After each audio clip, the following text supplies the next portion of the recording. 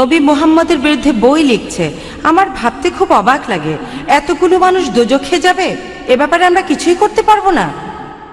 বোন, আপনি প্রশ্ন করলেন যে আমরা পবিত্র কোরআনে দেখি, এছাড়াও সহিহ হাদিস সহ অন্যান্য বইগুলোতেও যে অনেকেই ভুল করছে, নবীজির বিরুদ্ধে লিখছে। তিনি অবাক হচ্ছেন এতগুলো মানুষ কিভাবে দোজখে যাবে। আমাদের এই জীবনটা হলো পরীক্ষা। আপনারা যদি ভালো করে দেখেন যে নিচু গ্রেডের পরীক্ষাগুলোতে বেশিরভাগ ছাত্র পাশ করে, তবে উপরের লেভেলে গেলে সেখানে পাশ করাটা কঠিন। এছাড়াও আপনারা দেখবেন যে একটা হাদিস বলছে যে নবীজি সাল্লাল্লাহু আলাইহি সাল্লাম বলেছেন দোজখে পুরুষের চেয়ে নারী বেশি থাকবে। লোকে প্রশ্ন করে তাহলে কি নারীরা বেশি পাপ করে? আমি বলি আল্লাহ মালুম। তবে এই পৃথিবীতে নারীদের সংখ্যা বেশি, তাই যুক্তি বলে দোজখেও পুরুষের চাইতে নারীদের সংখ্যায় বেশি হবে, এ কথাই আমি বলবো।